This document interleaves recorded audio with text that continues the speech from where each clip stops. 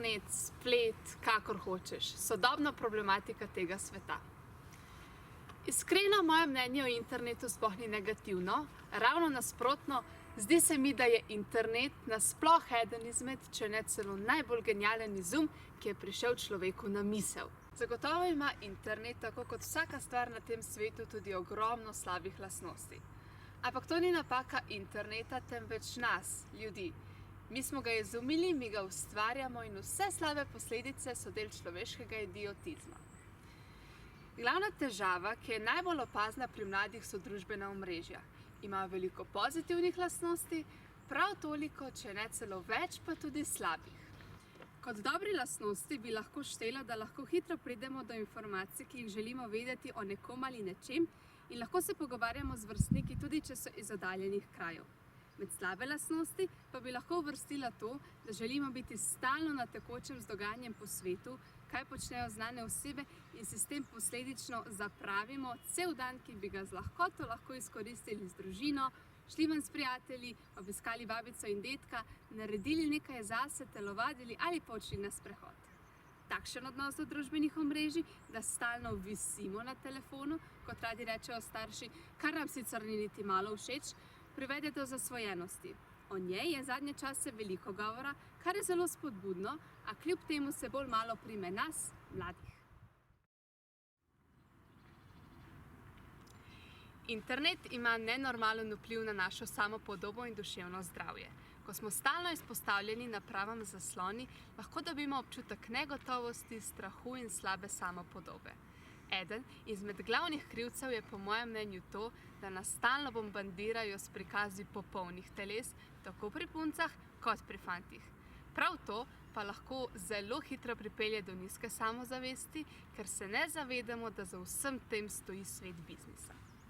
V veliki meri podobe popolnih žensk in moških, ki se nam zdijo perfektni, z imenitnim in brezskrbnim življenjem, niso resnično življenje in so na koncu dneva to le ljudje iz mesa in krvi, tako kot ti in jaz, in vse te super slike so v večini zlagane.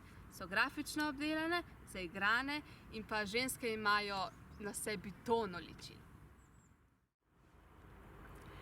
Po mojem mnenju smo mladi v zadnjih letih preveč pod stresom zaradi dejavnikov, kot so družba, šola, prijatelji in starši. Odnos starši se mi v obdobju najstništva zdi zelo pomemben, saj v veliki meri oni prispevajo k temu, kakšen odnos bomo imeli mi v prihodnosti in kakšen odnos bomo imeli do svojih otrok. Vseeno pa kdaj dobimo občutek, da se nam poskušajo preveč približati in hočejo vedeti praktično vse o nas, zaradi česar se potem velikokrat zapremo vase, saj se nam zdi, da karkoli naredimo je narobe. Stalno nas obremenjujejo s tem, koliko smo na telefonih, kar je po eni strani prav, saj nam želijo le dobro, a vseeno kdaj primanjkuje pogovora, kar lahko priznamo, da je zadnje čase bolj težko, saj vsi stalno nekam hitimo in si ne vzamemo več časa drug za drugega. Potem pa s tem vred pride do nesoglasij v družini, kar pa dvomim, da je komu všeč. Zato bi ti rada sporočila, da se sprosti pa dej stvari na off. Ok? Ti se samo sprosti, uživaj, pozabi na vse, pojdi ven s prijatelji, bodi z družino, brati, sestrami, počni neumnosti, zabavaj se, zaljubi se, sam ne biti non-stop doma in v kotu čepeti s telefonom v rokah in za računalnikom, ker ti to samo škodi. Nič ni narobe s tem, da se pogovarjaš s prijatelji po telefonu, gledaš, kaj drugi počnejo, ampak ne pozabi na svet tam zunaj. Lep je, kot ti. Pa še to, vsak je lep, ni važno kakšen si, devel, suh, neumen, štorast, pozabljiv, lep z očali ali pa z obrim aparatom.